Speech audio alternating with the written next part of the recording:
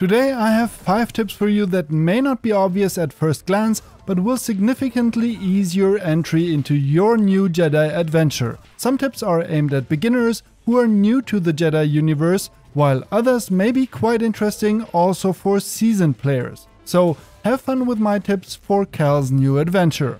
Star Wars Jedi Survivor takes place 5 years after the events of Fallen Order, and Cal Kestis is a bona fide Jedi with impressive movement and abilities right from the start of your journey. Hallelujah!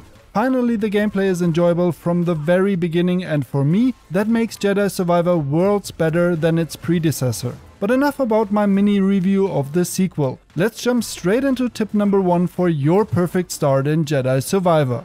My first tip is explore every nook and cranny of the world, especially in the first area, Coruscant. Because Coruscant serves as both an extended tutorial and the foundation for the story and events in Jedi Survivor, it's a relatively linear area. There aren't many opportunities to stray from the path and lose yourself in the open world that Jedi Survivor absolutely has to offer. Take full advantage of Coruscant to familiarize yourself with your map.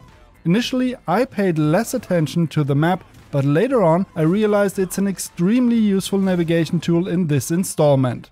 The map really shows everything you need to know about your game world. Green entrances mark areas you can enter, yellow ones lead to undiscovered areas, and red marked items or doors are inaccessible at the moment, either because you haven't learned a particular ability or haven't progressed far enough in the story. But the map doesn't just show you pathways, it also displays all the other items you can find in each area. Open the legend with the triangle button on the controller and view various interesting locations or filter specific items on the map. Use the square button to display all collectibles. Even the routes to specific areas are marked for you, so if you're ever unsure where to go, how to get to a particular place, or whether you've missed a hidden path or secret passage, just check your map. I can't stress enough how essential the map is for navigation, exploration, and especially for collecting not only cosmetic but also powerful upgrades. So always make sure to pick up everything, especially the shiny objects, the priorite shards. This is the currency you'll use in shops to purchase both cosmetic items and upgrades to your gear. And under no circumstances should you miss the essences. These focus points upgrade your force or grant you more life energy or a big boost in XP. Tip number 2 for all Jedis is make sure to activate all meditation points along your way. As in the first part of Cal's adventure, meditation points have multiple functions, but new ones have also been added. When you sit down at a meditation point, your progress is saved. You can rest and replenish your life energy and heal stim charges, but doing so will also respawn all enemies. So only do this when you really need to refill. You can also spend your acquired skill points. I have an essential tip for you regarding this in just a bit. You can also choose your combat stances. Jedi Survivor features 5 different stances that you can freely choose and equip 2 of once you've unlocked them. Additionally, you can equip perks at meditation points. Perks or passive bonuses are new in Jedi Survivor, and you unlock them throughout the story or by exploring the world and defeating particularly strong enemies. And another new feature in Jedi Survivor is the fast travel function. It's something you should definitely take advantage of, and that means always activating any meditation points you come across. These meditation points now serve as fast travel terminals, allowing you to instantly zip to any other point you've previously activated.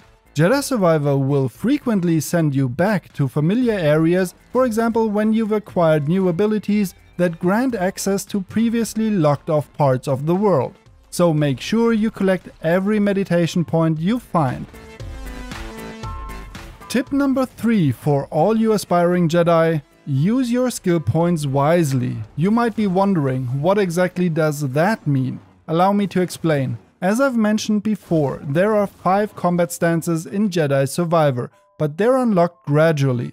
You can only use 2 of these stances at any given time, so it doesn't make sense to invest skill points into stances you won't be using later on because you found others that better fit your playstyle. My recommendation is to initially focus on survival or force, making Cal stronger and more resilient without wasting points on stances you might not end up using. Unlock abilities like increased health for Cal, more health from stims, or faster stim activation. Once you've settled on the stances you'll be using, start upgrading them accordingly.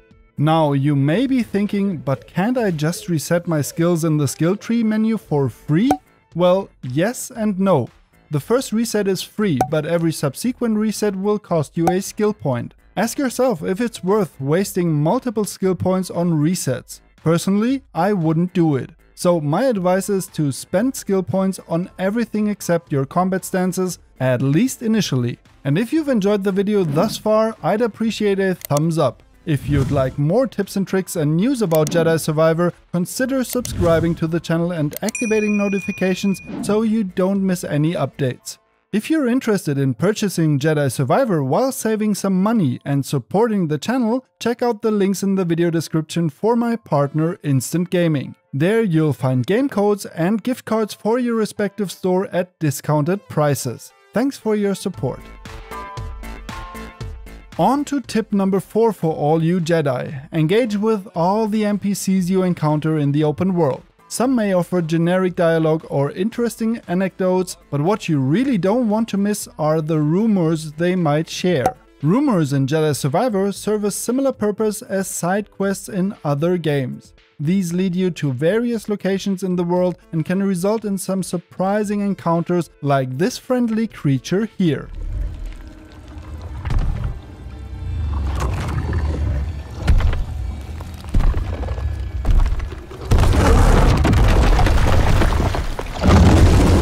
One of the more challenging fights so far, but the reward was unlocking my first perk, so it's definitely worth following these leads. A crucial tip: NPCs you've already spoken with might have side quests for you later on, so it's a good idea to check back with them periodically or after major events.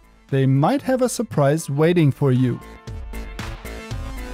Finally, tip number 5. Despite all the allure of exploration, discovery and collecting items in the captivating open world, particularly on the second planet Kobo, I strongly recommend focusing on the main quest. Don't lose sight of it because progressing through the main campaign will unlock numerous new abilities and gameplay mechanics that enhance your overall experience. I know, the open world beckons with its vast expanses and enticing hunts, and that is exactly why it's so easy to get sidetracked and stuck at a certain passage or barriers that only become accessible later on. So just as a friendly reminder, remember to make good use of your map and try to stick to the main path just a little bit. Trust me, you'll revisit these locations time and time again, with more than enough opportunities to loot, collect and add treasures to your ever-growing collection. So I highly recommend making it a priority to unlock your home base at Pylon Saloon in Rambler's Reach on Kobo as soon as possible. By doing so, you will gain access to a plethora of new missions and the chance to explore even the most remote corners of the map.